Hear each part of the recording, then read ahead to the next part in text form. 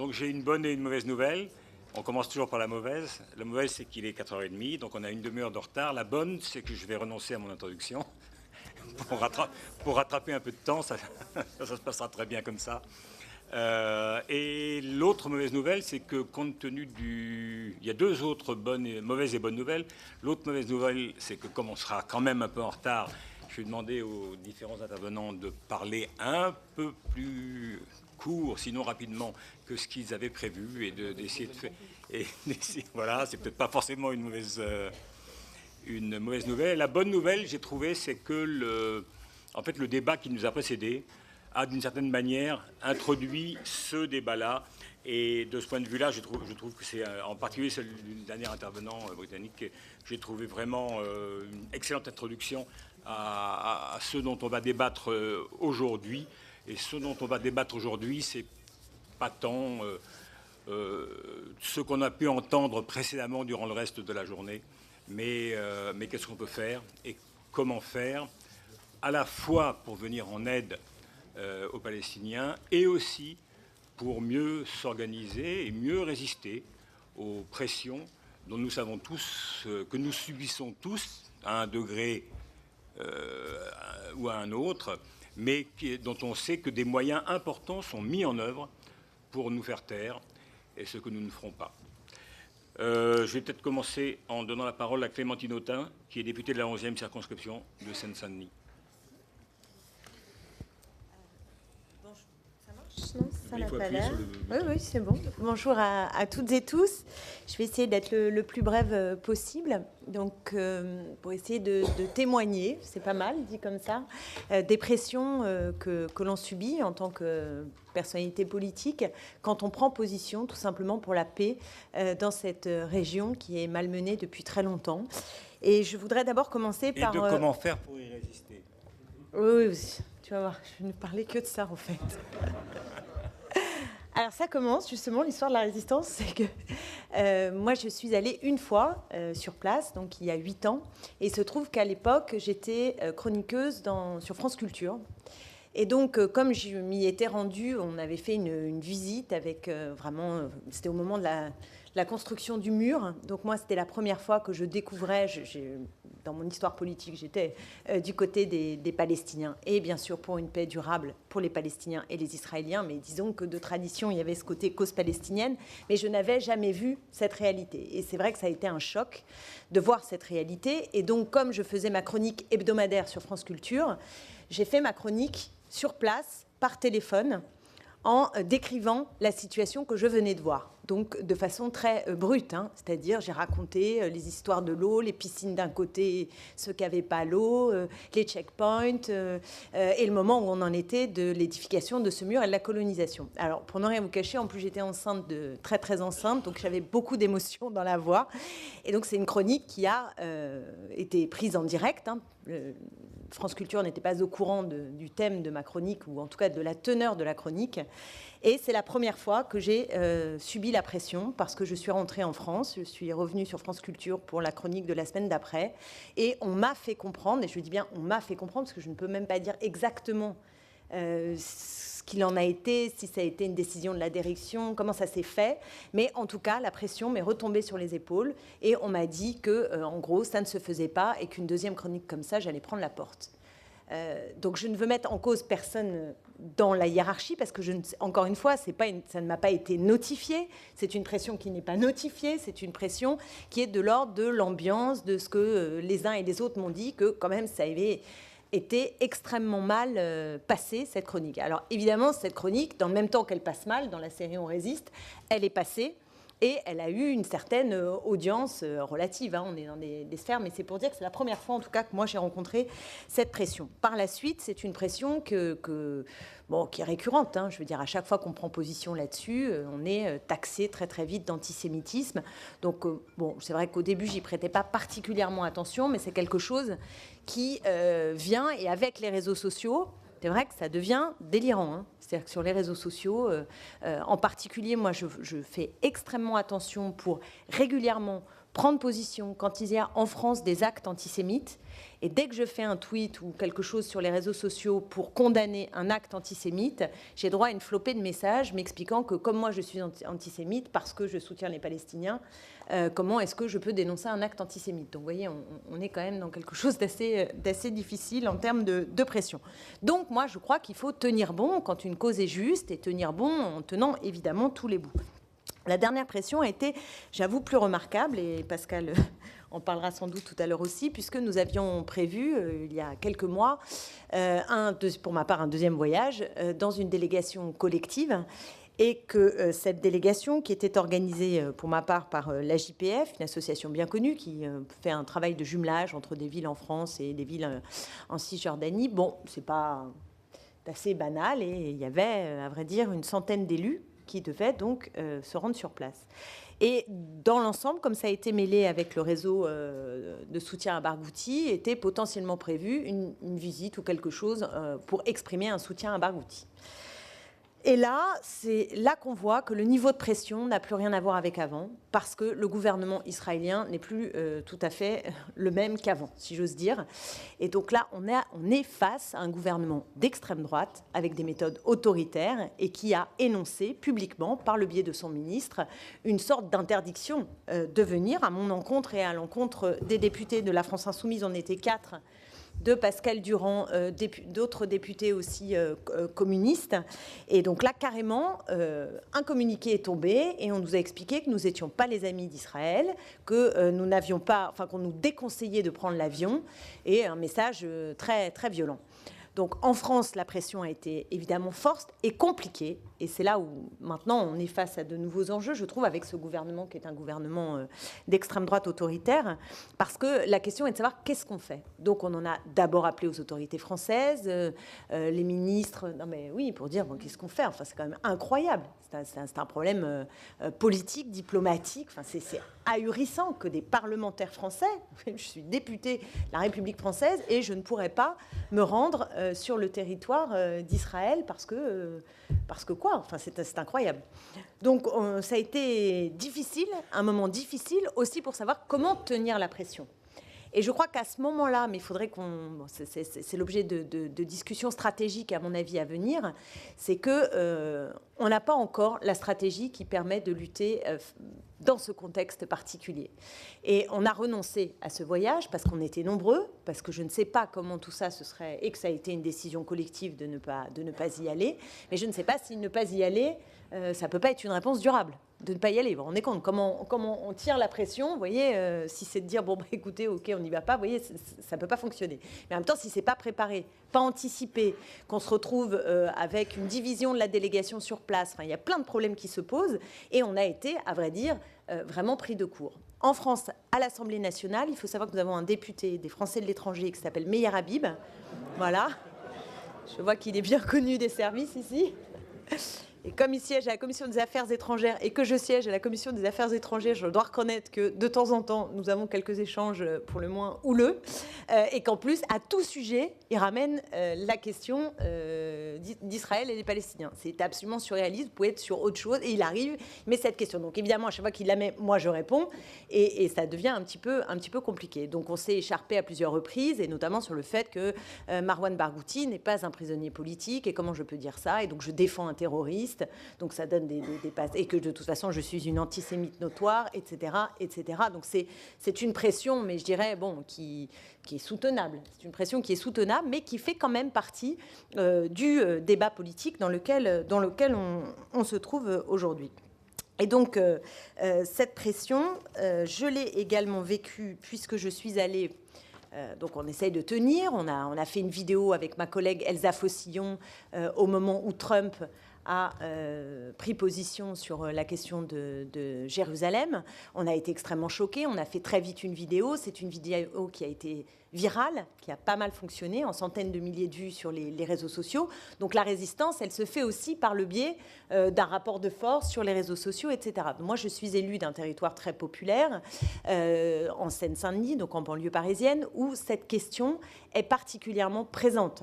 Donc il y a un suivi et un soutien. C'est-à-dire que dans la résistance, il y a aussi ce soutien populaire de populations qui se sentent concernées. Et je continue de penser très, très fortement que si on veut non seulement, enfin, qu'il faut résoudre cette question pour les Israéliens et pour les Palestiniens, mais qu'en plus, si en France, on veut apaiser la situation dans les quartiers d'un point de vue presque, c'est pas, le terme est peut-être mal choisi, mais symbolique, et que l'on souhaite lutter contre l'antisémitisme, cette question est aussi une question qui s'invite en réalité sur le territoire français de façon très importante. Donc moi, je ressens ce soutien et je pense qu'il faut absolument le porter. Et donc, dernier épisode, je suis allée sur I24 News, que vous devez connaître aussi, voilà, invitée par Anna Cabana. Mais non, mais la pression, moi, je suis pour y aller. J'y suis allée, on m'a posé les questions et c'était très difficile parce que Anna Cabana n'arrêtait pas de me couper. Est-ce qu'Israël est une démocratie? Mais Madame Cabana, est-ce qu'une démocratie empêcherait des parlementaires français de venir sur leur sol? Je vous pose la question. C'est à vous que je pose la question. Bon, non mais franchement. Et alors, mais vous êtes pour les Palestiniens, mais est-ce que... Bon, il faut tenir tête et moi, je le dis et le redis, je pense que la question de lier... lié, c'est-à-dire qu'il y a des dominants et des dominés. Vous savez, c'est un peu le problème comme ce qu'on a eu pendant longtemps dans d'autres situations. Et moi, je pense à l'Irlande, mais peut-être parce que bon, c'est mon histoire qui m'a porté vers l'Irlande. Je pense à l'Irlande. C'est-à-dire qu'à un moment donné, on ne sait plus qu'il y a des dominants, des dominés. Vous voyez, c'est une guerre, ils s'engueulent, on ne sait plus bien. Ben, ça a été ça, l'IRA. Enfin, le rapport à l'IRA et à tout ça, on avait l'impression qu'il y avait... que voilà, ils ne s'entendent pas et c'est comme ça. Et en France, la question israélo-palestinienne, il faut faire attention à ce qu'elle ne devienne pas comme ça. C'est-à-dire qu'elle ne devienne pas « Ah, mais eux, ils s'engueulent, ça fait depuis très très longtemps, bon, c'est comme ça, on n'y peut plus rien de toute façon. » Et ça, la résignation et la lecture, qui est une lecture littéralement fausse, parce qu'il y a bien des gens qui colonisent et des colonisés, si on ne remet pas ça sur le tapis, alors je ne vois pas comment on peut tenir. Donc il faut qu'on tienne, et pour tenir la pression, c'est évidemment le rapport de force, mais c'est un rapport de force qui se fait dans un contexte très différent, qui est lié à la nature du gouvernement israélien et qui est lié aussi à des réseaux en France, et je terminerai là-dessus, parce que je pense que de ce point de vue, un personnage comme Manuel Valls a fait énormément de tort dans le paysage politique français. Et je suis désolée que moi, si je suis en photo en soutien avec Marwan Barghouti, je suis une affreuse amie des terroristes, mais lui, s'il est à côté, bisous bisous, il fait une photo avec un ministre d'extrême droite israélien, il n'y a aucun problème, ça passe. Ça, voilà, parce que, bon, donc ce rapport de force-là, il faut impérativement qu'on l'ait en tête, qu'on l'analyse, mais évidemment, l'enjeu est de tenir la pression, et de sans cesse rappeler que tout se tient, que nous menons des combats émancipateurs, qui sont émancipateurs pour les Palestiniens, pour les Israéliens et pour la lutte contre toutes les formes de racisme et d'antisémitisme. Et moi, je pense que ça se tient. Et si on le replace là-dedans, alors nous sommes plus forts et logiquement, nous devrions gagner.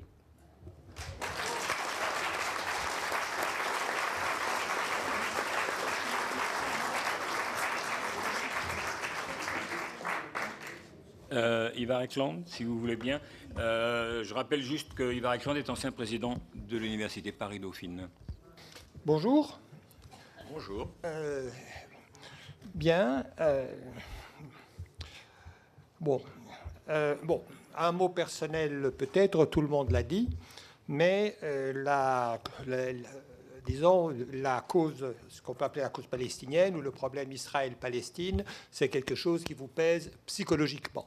Je veux dire, sur le désarmement nucléaire, j'en parlais avec quelqu'un, vous pouvez dire ce que vous voulez, personne ne vous en veut, on peut vous prendre pour un aimable fou, mais ou un irréaliste, mais sur la question israélo-palestinienne, si vous dites ce qui est, eh bien, on vous traite immédiatement d'antisémite ou de choses de ce genre, et ce qu'il y a de très grave, c'est qu'on finit par intérioriser. On intériorise, on se dit, mais est-ce que c'est vrai? Est-ce que j'ai le droit de dire ça? etc. C'est quelque chose qu'il faut vaincre et on n'a pas envie de dire. On dit c'est une lutte sur les droits. On n'a pas envie de dire qu'on est juif ou qu'on a des parents qui ont été sur la résistance. On n'a pas envie de présenter des titres à dire ça. C'est quelque chose qu'on devrait pouvoir dire de toute façon. Alors, ceci étant dit, j'ai été président d'université, je suis toujours universitaire. Alors, je vais vous parler de deux choses. Premièrement, de ce qui a marché, et ensuite de ce qui n'a pas marché. Alors, ce qui a marché, c'est en 92, j'étais président de l'université Paris-Dauphine, et avec deux autres collègues, le président de l'université d'Évry et le président de l'université d'Orsay, nous sommes allés en territoire, visiter les universités palestiniennes. Je pense que nous avons été les premiers à le faire à l'époque. Nous y avons été parce que, en tant que président d'université, nous avons constaté que tout le système éducatif et universitaire palestinien avait été fermé pendant 4 ans. Quand je dis fermé, je veux dire que les portes des écoles et des universités étaient soudées. Donc, tous les Palestiniens ont un trou de 4 ans dans leur curriculum vitae, les cours avaient lieu dans des appartements, etc.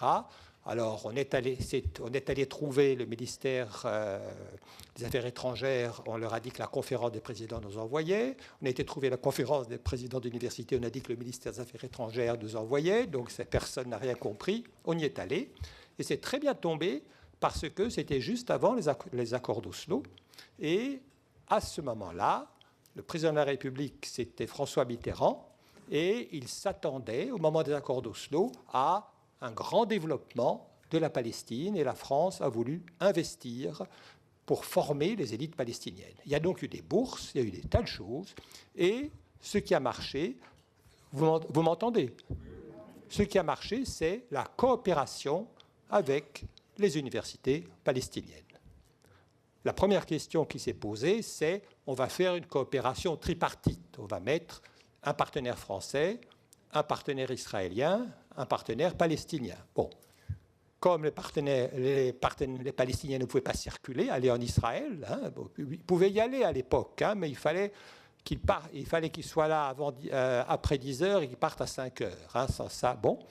Donc ça ne marchait pas, et très vite, tout le monde a compris que ça devait être des coopérations bilatérales, une université française, une université palestinienne. Ça a très bien marché. Nous avons eu des universitaires français qui sont allés, qui ont passé 1 mois à Birzeit, qui ont monté des programmes, et je cite particulièrement la coopération des IUT français et des instituts polytechniques palestiniens, dont on ne parle pas souvent et qui sont des institutions remarquables. Alors ça a marché. Et j'ai bien compris pourquoi ça a marché. Ça a marché parce que c'était neutre. Vous voyez ce que je veux dire? On collabore avec une université. On ne prend pas position, etc. On envoie des gens enseigner à d'autres personnes. Donc ça a bien marché, ça passait auprès du gouvernement, c'était une autre époque. Ça ne plaisait pas énormément aux Israéliens. Quand on y est allé, bon, je ne vais pas rentrer dans les détails, mais vous savez que les Palestiniens n'avaient pas le droit d'enseigner le droit ni d'enseigner la médecine. Bon. Mais enfin, voilà quelque chose qui a marché et qui continue à marcher maintenant. Des bourses sont données par le Consulat général de France à Jérusalem, qui est extrêmement coopératif, parce que ce sont des gens qui voient ce qui se passe, mais c'est discret, ce n'est pas politique, entre guillemets, il n'y a pas de charge psychologique. Voilà quelque chose qui a marché parce qu'il n'y avait pas la charge émotionnelle que je vous ai dite il y a un instant. Alors maintenant, ce qui n'a pas marché, eh bien, en 2009, nous avons, à quelques universitaires, fondé une association qui s'appelle l'ORDIP, Association des universitaires pour le respect du droit international en Palestine, avec comme objectif, bien d'une part, le nom dit assez, d'une part informer de la situation en Palestine, défendre le droit international et soutenir les universités palestiniennes. Et dans notre naïveté, nous pensions que nous pourrions aller, comme nous sommes des universitaires, aller dans les universités et organiser des débats, des séminaires, des choses de ce genre, dans un but pédagogique. Faire des débats il n'était pas question de boycott à l'époque, hein, faire des débats sur la situation en Palestine. Parfait. Nous n'y sommes jamais arrivés. Alors, le schéma est toujours le même. Quelqu'un dépose une demande auprès d'une université ou d'une institution universitaire. Vous vous rappelez tous du cas de Stéphane Hessel, à l'École normale supérieure. On dépose une demande. Alors, ou bien la demande est rejetée tout de suite. Alors, je dis bien, ce n'est pas une demande de l'extérieur. Hein. Ce n'est pas l'ORDIP qui demande à faire de l'endoctrinement. Ce sont les étudiants de l'école normale ou de l'université et des professeurs de l'université qui demandent de l'intérieur au président d'eux. Alors, le schéma est toujours le même. Ou bien le président refuse immédiatement, ou bien le président ou la présidente accepte et 3, 4 jours ou quelques jours avant, il annule en disant « nous avons des soucis de sécurité ». Alors, que les soucis de sécurité existent, cela est certain. Hein. Je me souviens notamment, il y a bien des années, à une réunion à la Sorbonne où il y avait Dominique Vidal, ici présent, qui faisait une conférence, et elle a été interrompue par des groupes de la Ligue de défense juive, le Bétard, qui, et je me souviens encore de ce que vous aviez dit à ce moment-là, ils ont balancé des gaz lacrymogènes dans la salle, et vous avez dit, regardez bien, ils utilisent les gaz, hein, c'est ce que vous avez dit. Bon, oui, mais c'était pas drôle. Donc, qu'il y ait des soucis de sécurité, cela est certain, mais j'ai été président d'université, on n'est pas forcé non plus de laisser rentrer n'importe qui. Et c'est une forme de censure. Alors, j'ai un certain nombre de choses que je tiens à votre disposition, notamment, et ça crée... Bon, par exemple, nous avions, je cite ici ce qui s'était passé avec le regretté Stéphane Hessel.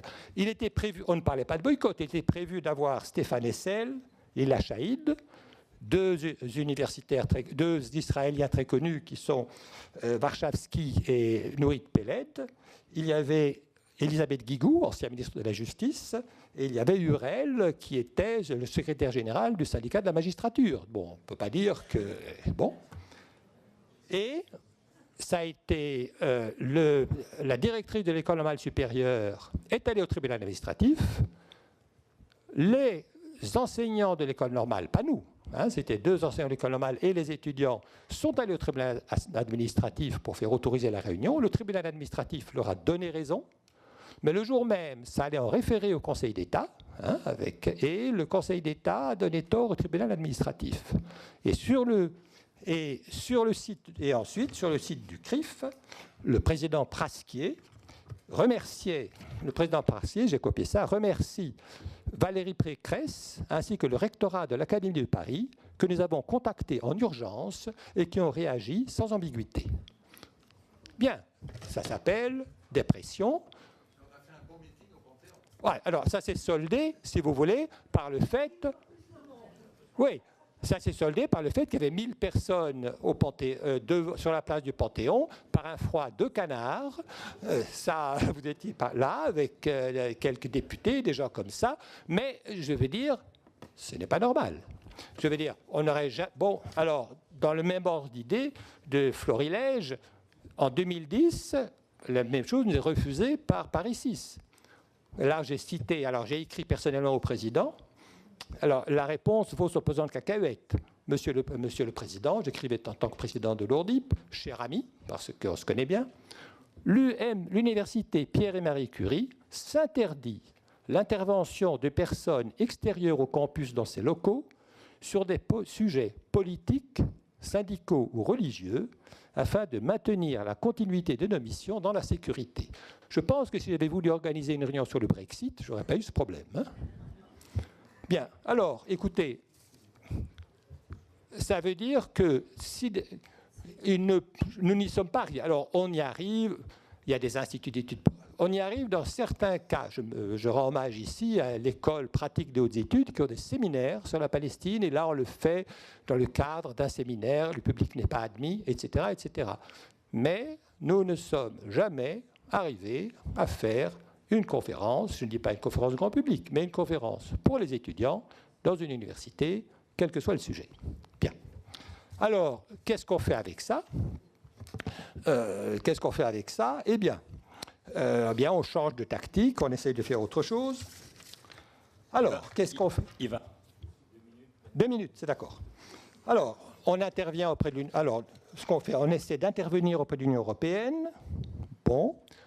On a un site web, ça marche, il y a beaucoup de monde, pour la raison que vous avez dite, à savoir, il faut que les faits soient là. Et ce n'est pas parce que le crime dure depuis 50 ans qu'il s'est arrêté, il continue, ou qu'il est moins grave. Et on a des relations internationales. Alors, maintenant, nous travaillons avec des organisations internationales, notamment des collègues qui sont notamment le BRICUP en Grande-Bretagne. Et les relations avec nos collègues internationaux nous conduisent à nous interroger sur ce qu'est ce pays. En Grande-Bretagne ou aux États-Unis, les universités sont très actives, ce sont les étudiants qui mènent la danse, il y a toutes les conférences que vous voulez, et les syndicats sont également très actifs. On n'a pas ça en France. Pourquoi? Est-ce que, je pose la question, j'ai des tas de raisons. Est-ce que c'est l'islamophobie ambiante? Qu'est-ce que c'est exactement? Est-ce que c'est parce qu'on est un vieux pays colonial? Est-ce que c'est ça? Je ne sais pas. Mais je dis que la question palestinienne doit nous interroger sur ce qu'est ce pays. Pourquoi est-ce qu'on ne peut pas se parler? Et donc, ça va beaucoup plus loin que cette simple question-là. Il y a des groupes ici qui ne peuvent pas se parler, et c'est très grave pour ce pays, et c'est très grave pour la démocratie.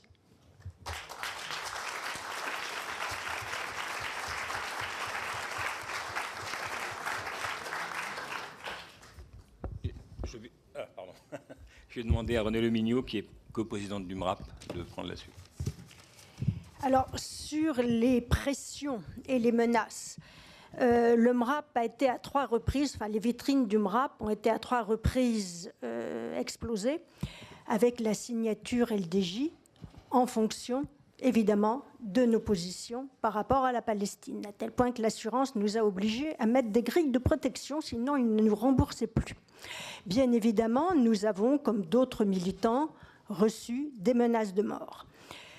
On a dû porter plainte en diffamation contre Arnaud Klarsfeld, qui, lors d'une émission de télévision, avait parlé « Ah oui, le MRAP, cette organisation antiraciste, parmi les rangs duquel on crie mort aux Juifs. » Nous avons gagné le procès en diffamation.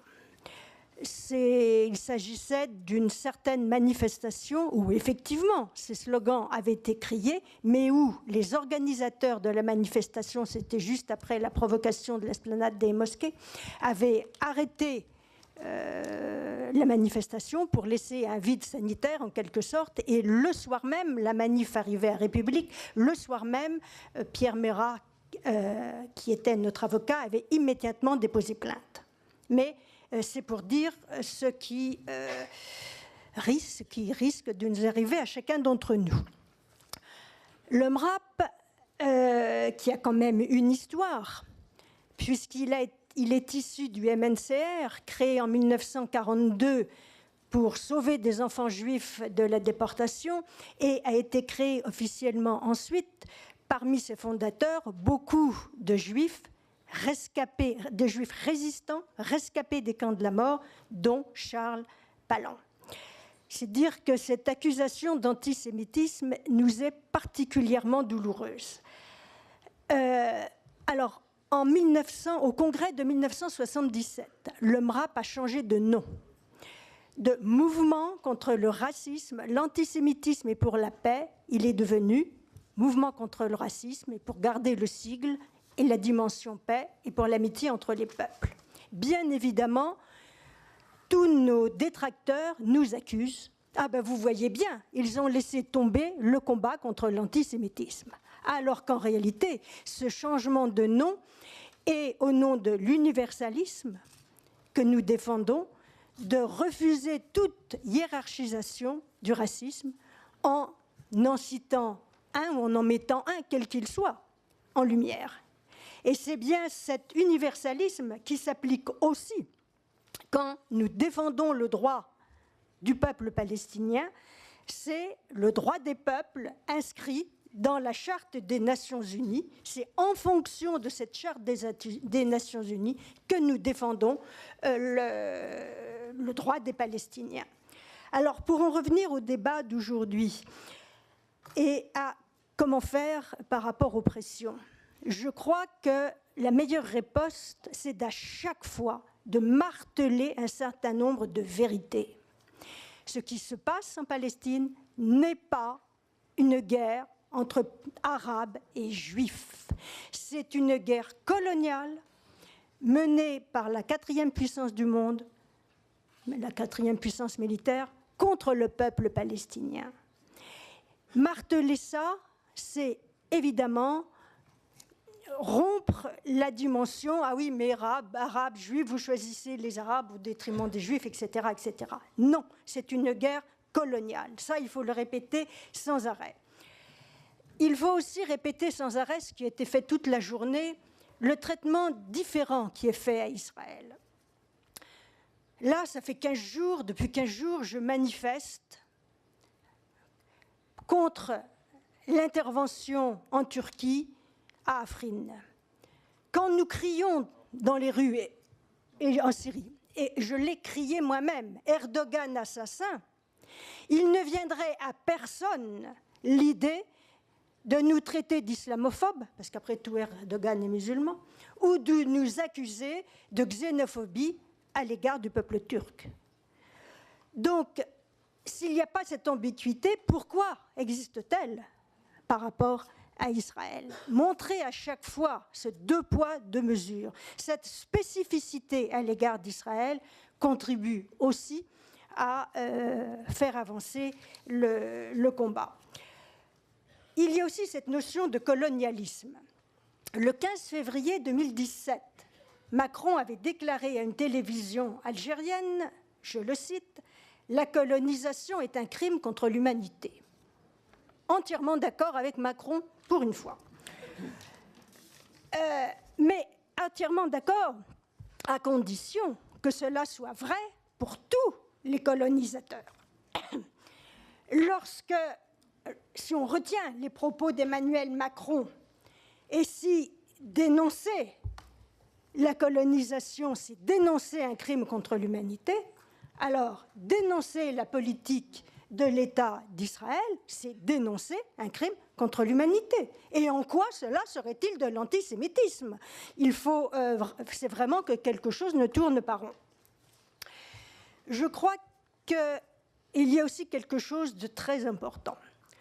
Il faut sans cesse, et nous le faisons sans cesse, rappeler ceux qui, en Israël même, ont le courage de lutter contre la politique du gouvernement israélien. Qu'il s'agisse des refusniks, qui refusent d'aller servir dans les territoires occupés, qu'il s'agisse de ces jeunes qui vont s'enchaîner aux oliviers pour éviter qu'ils soient arrachés, qu'il s'agisse de mouvements israéliens, etc. Rappeler cette opposition, c'est aussi contribuer à montrer qu'il s'agit d'une attaque de la politique d'un gouvernement et rien d'autre, et que la critique, dans une démocratie, la critique de la politique d'un État relève du droit et non pas d'une quelconque forme de racisme. Je voudrais citer à ce propos-là Nourit Peled El-Anlam. Tout le monde sait ici qu'elle a perdu sa fille de 14 ans dans un attentat commis par un Palestinien. Je veux la citer. Il y a deux voies en Israël. La voie officielle, totalitaire, répressive, raciste, qui enferme un peuple dans des ghettos et s'empare de leurs terres, c'est la voie de la mort. Et il y a la voie des héros de notre pays, la voie du refus, la voie du dialogue, la voie de la paix. Ils ont choisi de ne pas perdre leur humanité au risque de devenir des parias dans leur propre patrie. Certains même sont emprisonnés. Ils sont les vrais héros d'Israël. Eh bien, nous sommes à côté des vrais héros d'Israël. Et cela, ne peut en aucun cas être assimilé à de l'antisémitisme. Pour revenir à la campagne BDS, je voudrais quand même citer ce qui a été écrit dans l'autorisation, la demande d'autorisation de rassemblement qui avait été faite par la FPS pour demander la libération de Salah Hamouri. C'était en novembre. C'est la première fois. J'ai signé des dizaines de demandes d'autorisation de rassemblement ou de manifestation. Jamais je n'ai eu un tel commentaire. Je le cite. Il est rappelé que l'appel au boycott des produits israéliens est constitutif de provocation à la discrimination, à la haine envers un groupe de personnes en raison de leur origine. Dès lors, appeler de quelque manière que ce soit lors de ce rassemblement à boycotter des produits israéliens fera l'objet des officiers de police judiciaire de cette constatation qui sera transmise au procureur de la République pour les suites judiciaires à donner. Je n'ai jamais vu cela. Alors, la meilleure riposte, c'est effectivement la question de l'impunité. On l'a vu toute la journée. Lutter contre l'impunité, je terminerai par ça, lutter contre l'impunité d'Israël, c'est remplacer le droit de la force par la force du droit. Et cela, c'est capital. Encore une fois, si nous sommes à côté du peuple palestinien, c'est parce que nous sommes pour le droit, pour la paix, pour la justice. Et cela, il faut le répéter parce que cela peut couper l'herbe sous le pied à tous nos détracteurs. Merci beaucoup.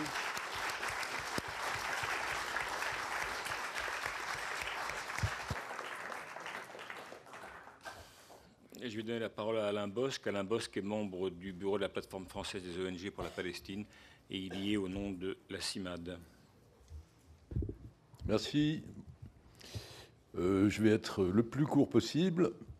On l'a vu à plusieurs reprises au cours de cette journée, le travail et l'action des organisations de défense des droits de l'homme se heurtent à toutes sortes d'entraves et d'opérations de délégitimation.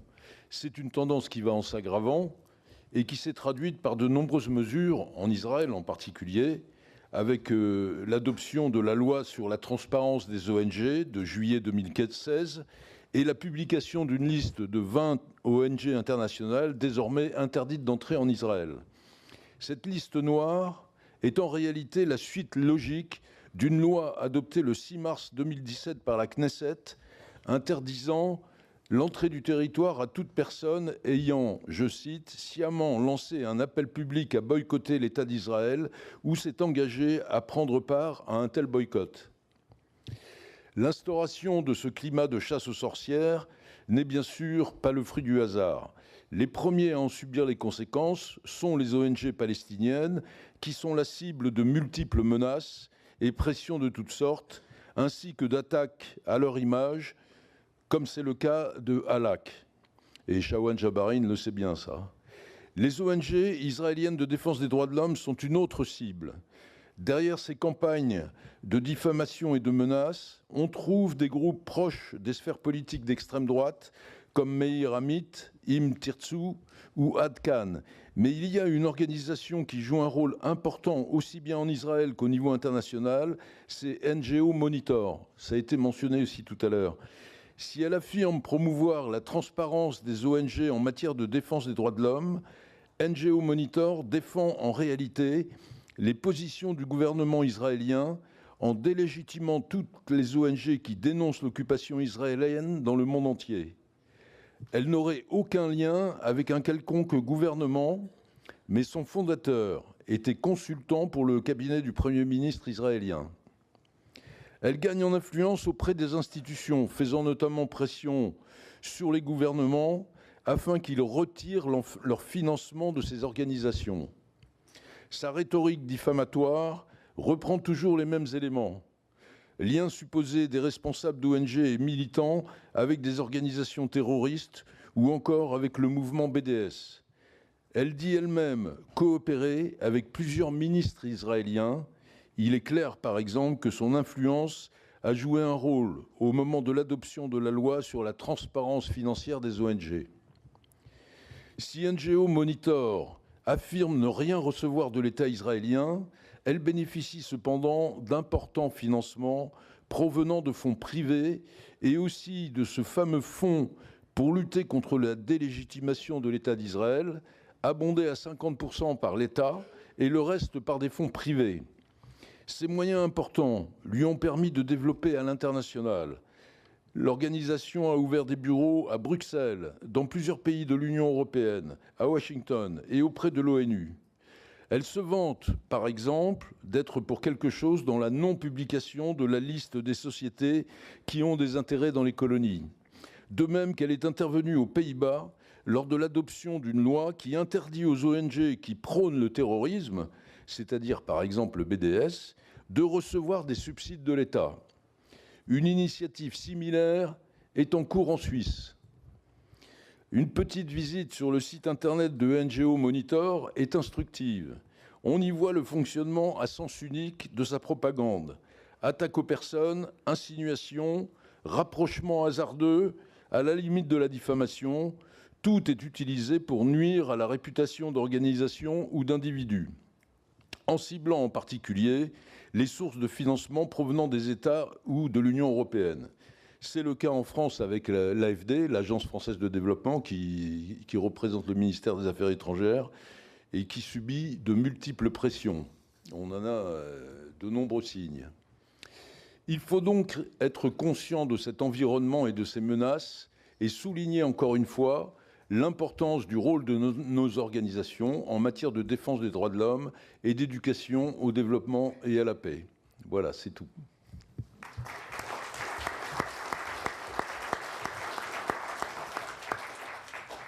C'est ce que j'appelle une intervention remarquable. Le dernier de nos intervenants est Pascal Durand, il est député européen et il a eu quelques déboires récemment, si je me suis laissé dire, qu'il va peut-être évoquer lorsqu'il a été interdit d'entrer en Israël où il se rendait en Norme 17 pour rencontrer Marwan Barghouti et Salah Hamouri.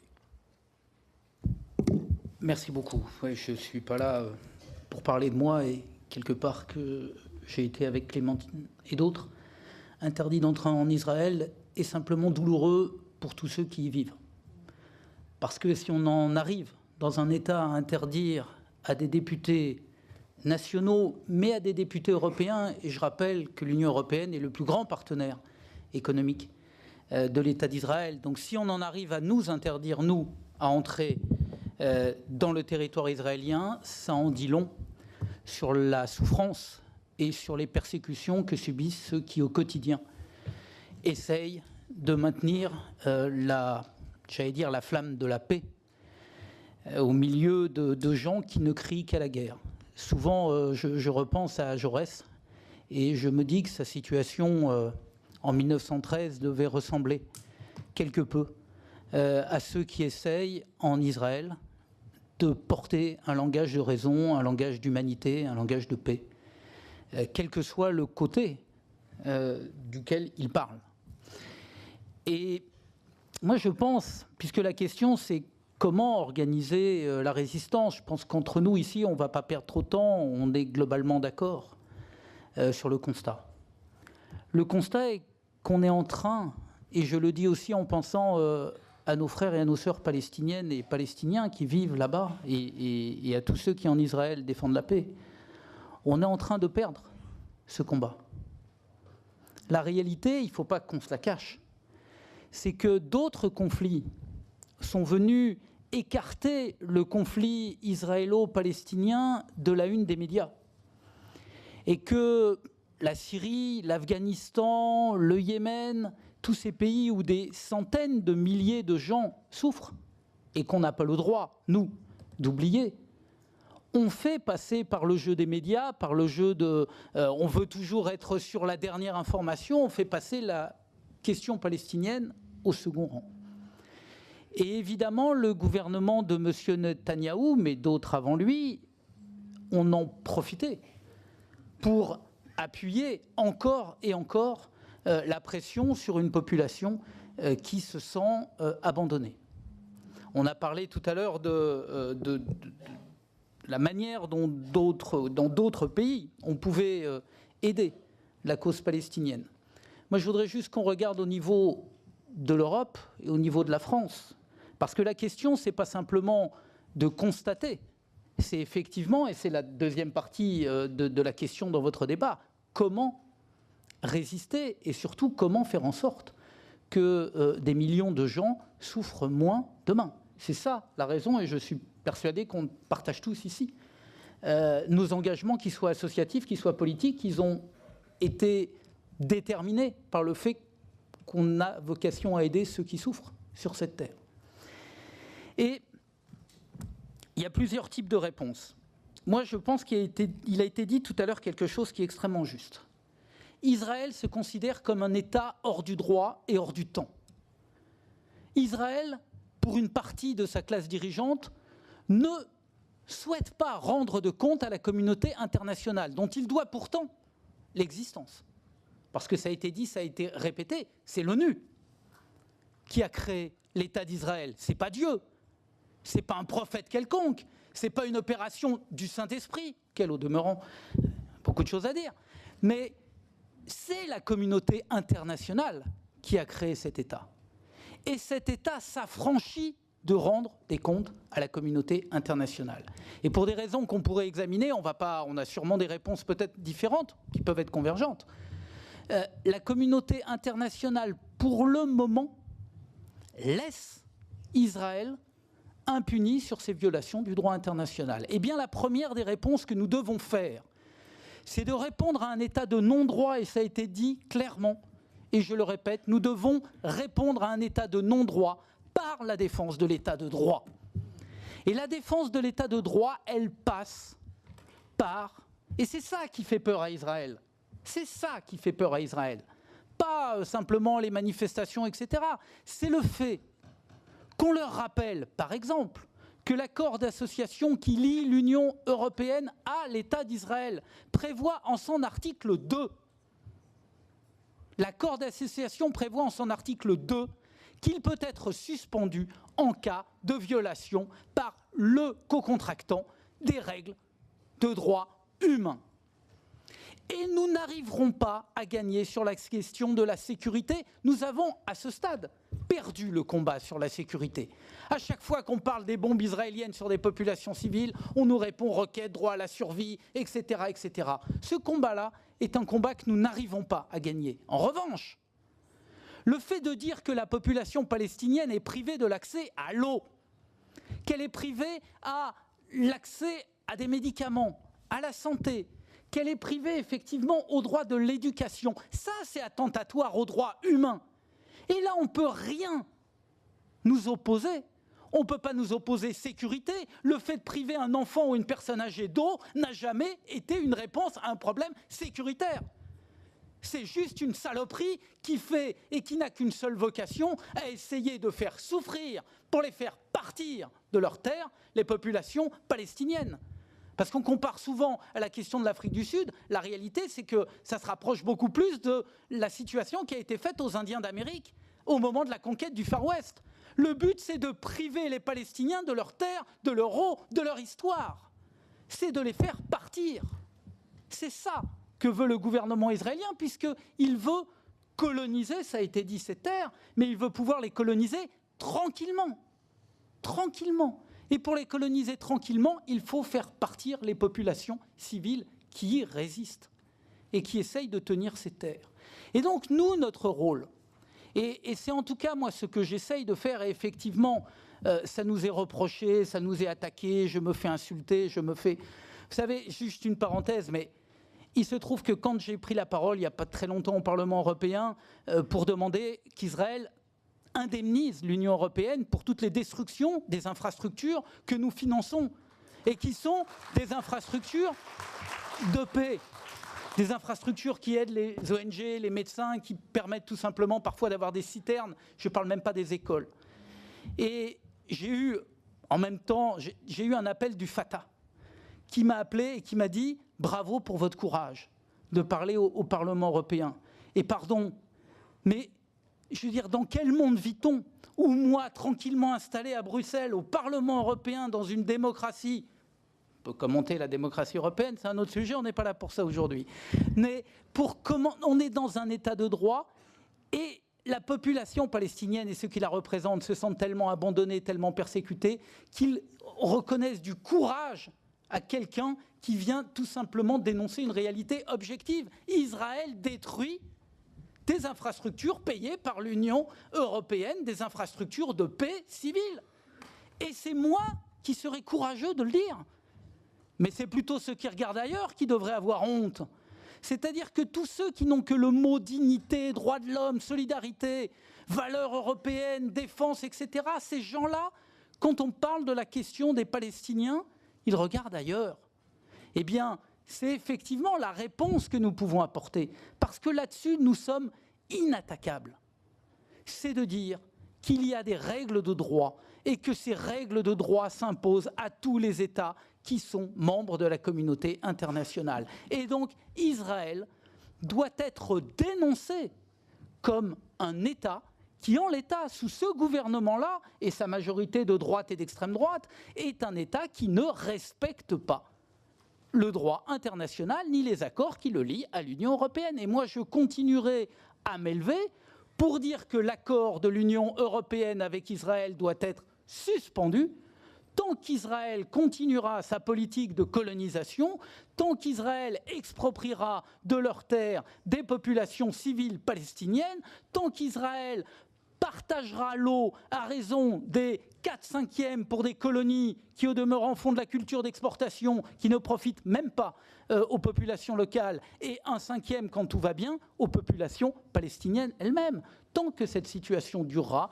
je la dénoncerai, et là, nous avons certainement la possibilité d'avancer. Je terminerai simplement pour dire que sur la question des colonies, nous avons là un levier qui est extrêmement important. L'Europe a voté à plusieurs reprises le fait qu'il était interdit d'importer dans l'Union européenne des produits issus des colonies sous le nom produits d'Israël. Tout simplement parce qu'en plus, ils bénéficient de droits de douane exonérés, enfin, etc., etc. Ça a été voté par le Parlement européen à 2 reprises. On l'a encore voté l'année dernière, à une très large majorité. Et ça a été repris par la Commission. Ça veut donc dire qu'à ce stade, les États, notamment l'État français, seront complices d'une illégalité lorsqu'ils laissent entrer dans l'Union européenne des produits qui sont marqués Israël alors qu'ils sont issus des colonies. Donc nous devons mettre la pression. Voilà, nous avons là une capacité à agir. Nous devons mettre la pression sur l'État français et sur l'ensemble des États européens pour que le droit soit respecté, y compris par M. Netanyahou. Et ça, il faudra continuer à le dire et faire en sorte que M. Emmanuel Macron, lorsqu'il reçoit M. Netanyahou, ne le prenne pas par l'épaule en disant « mon ami Netanyahou », car on ne le ferait d'aucun chef d'État dictateur ou d'aucun chef d'État qui viole l'État de droit. Et il faut dénoncer cet élément en disant que nous ne devons pas être complices de la politique mise en œuvre par M. Netanyahou, ni dans les colonies, ni à l'export.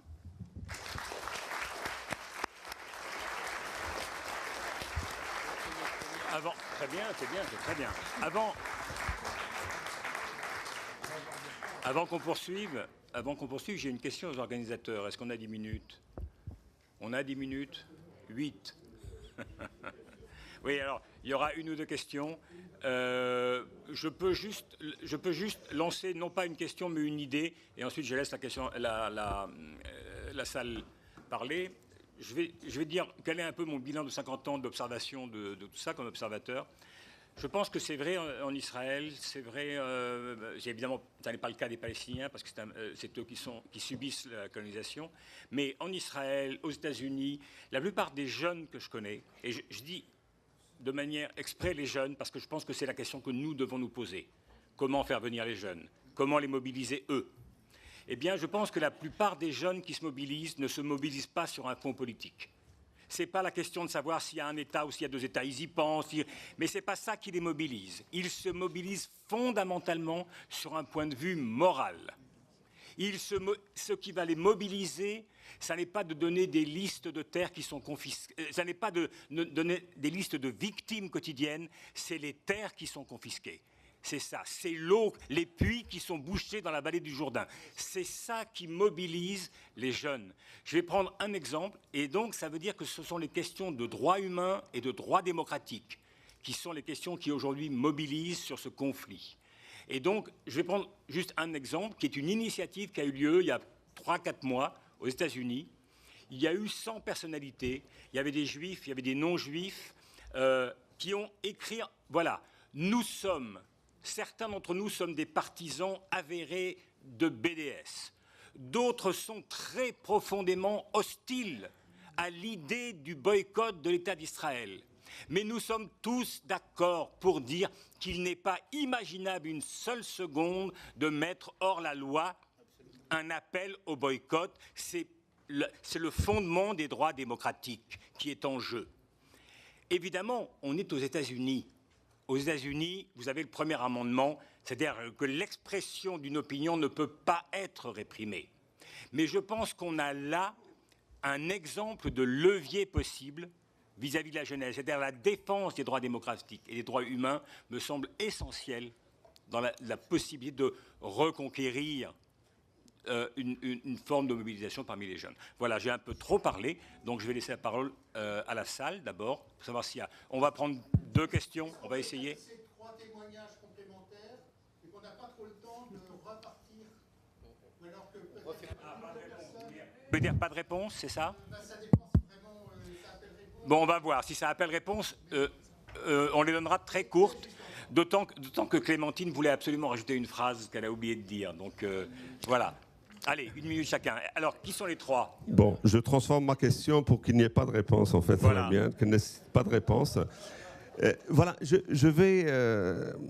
j'étais très frappé par ce que disaient Clémentine et Pascal sur les députés, des élus de la nation ou de l'Europe qui ont été empêchés d'accéder au territoire israélien et palestinien. Ils ne pouvaient pas aller au territoire palestinien, rencontrer des Palestiniens. Ça va être très court. Et puis après, il y avait cette liste de 20 organisations qui ont été empêchées, c'est-à-dire que dans Jewish Voice for Peace, la FPS, PSC, etc., BDS France et tout. Le gouvernement français, il a été interrogé sur cette question. La question était la suivante. Comment réagissez-vous aux mesures israéliennes interdisant aux ONG accusées de boycotter Israël d'entrer sur son territoire? Je m'adresse d'abord aux anglophones. Ne croyez pas que la traduction va être mal faite, mais parce que même les francophones ne vont strictement rien comprendre à la réponse, qui est la suivante. La position de la France sur le boycott est connue. Elle prohibe le boycott d'Israël comme toute discrimination à l'égard d'une personne ou d'un groupe de personnes en raison notamment de leur origine ou leur appartenance à un pays déterminé. Sur cette base, je ne sais pas ce que ça veut dire ici sur cette base, nous souhaitons que les ONG puissent accéder au territoire israélien comme au territoire palestinien. Donc les francophones n'ont strictement rien compris. Les anglophones, il ne faut pas en vouloir aux traducteurs, parce que de toute façon c'est intraduisible. Donc voilà le charabia dans lequel maintenant nos dirigeants ils sont vraiment amenés à répondre à nos questions. Merci. Tout ceci pour dire la chose suivante, si vous voulez. C'est que nous sommes en train de gagner, effectivement. Nous sommes en train de gagner parce qu'ils n'ont plus aucune réponse crédible à nous donner sur la question du boycott, sur la question de la liberté d'expression, sur la question de nous intéresser à toutes les sortes de questions et tout, etc. Et je ne vais pas être long, parce que j'aurais besoin d'une demi-heure pour tout dire.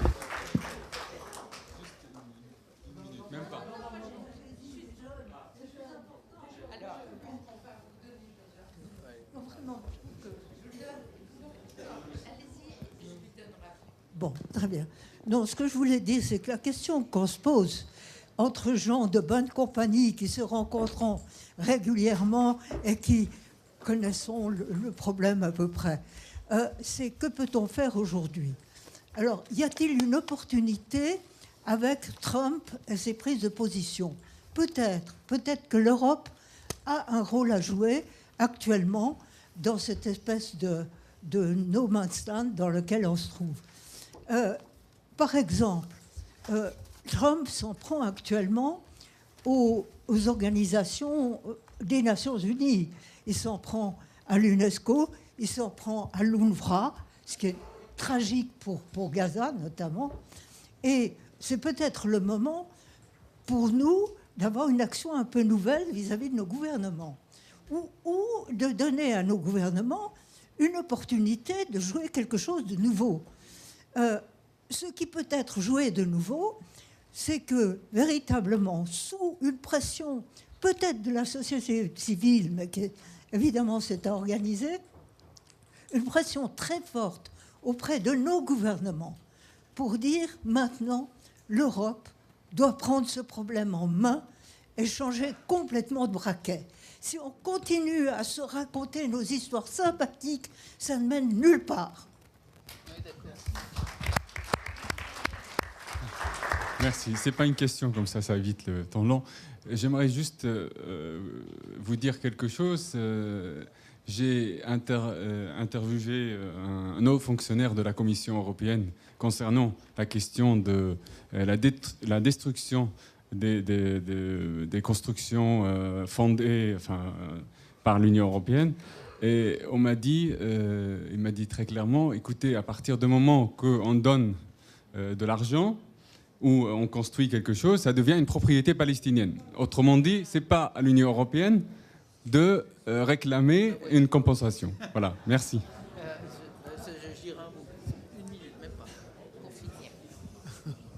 Thank you. Merci. Very short points. Je voulais juste faire quelques commentaires. Je pense qu'il s'agit là de l'occupation la plus enrichissante et la plus lucrative de l'histoire. Et si on ne la rend pas onéreuse, elle survivra. Et BDS, ça peut nous permettre de le faire. Mais il y a une autre manière de procéder. Nous devons faire en sorte qu'ils perdent leur accès à l'Europe sans visa, puisque les Israéliens n'ont pas besoin de visa pour entrer en Europe. Eux ont interdit l'entrée à de nombreux citoyens européens.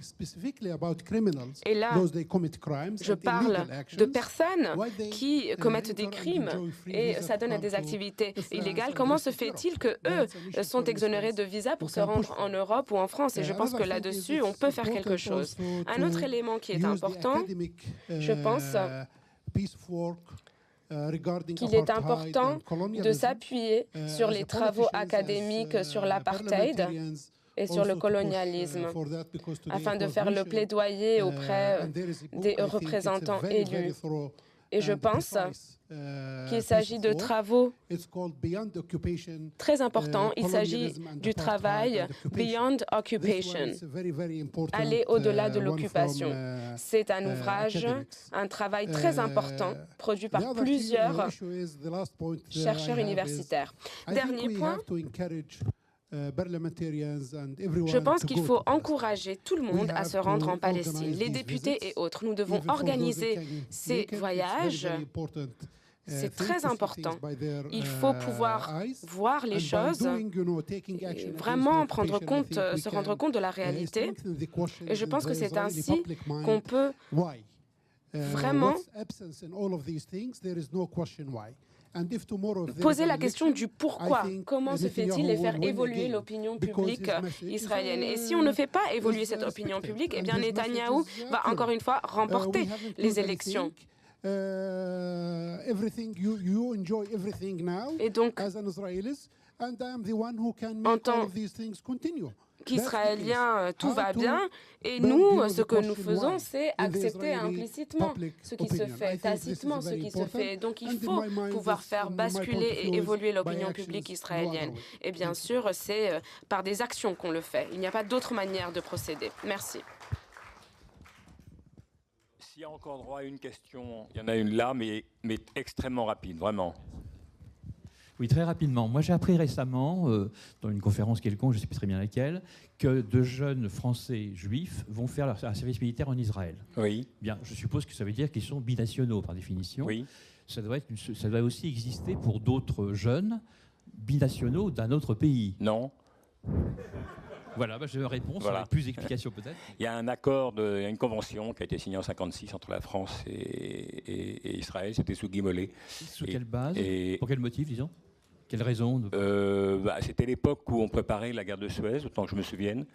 Je suis pas sûr. Oui, bien sûr, oui. Et donc, je suis pas sûr que ce soit directement lié, mais la relation était très bonne à l'époque. Et les négociateurs, le principal négociateur, il était directeur du ministère de la Défense israélien. Il s'appelait Shimon Peres. Ah bon. Ah, il y a peut-être des conventions avec d'autres pays depuis. Ah, il y en a d'autres. Pardon. Les jeunes juifs français qui vont en Israël participer à l'occupation oui. ne sont pas nécessairement binationaux. Les jeunes italiens, argentins, etc., qui bénéficient de conventions ne sont pas du tout dans cette situation. Non, je sais, mais je mets en doute ça. Enfin, on ne va pas faire un débat très long, mais je pense qu'ils ne peuvent pas le faire s'ils ne passent pas par la case nationalité. Ils ont un statut de ce qu'on appelle Toshav Ara'i. Enfin, c'est compliqué, mais ils ont une forme de citoyenneté israélienne. Voilà. On bon, va pas fermez la parenthèse. Le débat là. Oui. Je crois que Clémentine Autain voulait dire encore un mot, et puis ça sera le mot de la fin pour cette tribune. Vas-y. Merci. Non, mais je veux pas rallonger, ça revient un petit peu en arrière, mais c'était sur le groupe d'amitié franco-israélien. Je voulais également en parler parce que, vous savez, à l'Assemblée nationale, vous avez des tonnes de groupes d'amitié entre les pays. Et donc se pose la question de savoir si nous avons notre place ou pas dans ce groupe. Voilà. Oui. Non, mais donc moi j'y suis avec d'autres de mes collègues et nous tenons à y être. Mais pour les pressions, et je voulais insister là-dessus, les pressions existent fortement, y compris de la présidente de ce groupe, pour nous faire sortir de ce groupe d'amitié, en nous expliquant que nous ne sommes pas les amis d'Israël et que donc on n'a rien à faire dans le groupe. Non, mais je suis pour... Exactement. Mais surtout, il y a un argument qui est quand même très important à tenir, qui est que parmi les Israéliens, il y en a quand même aussi qui doivent être représentés et qui sont du côté d'une solution de paix durable dans la région. Donc il faut tenir là-dessus, mais les pressions sont très fortes et voilà, c'est ça que je voulais dire et que c'est un peu ahurissant. Merci à tous.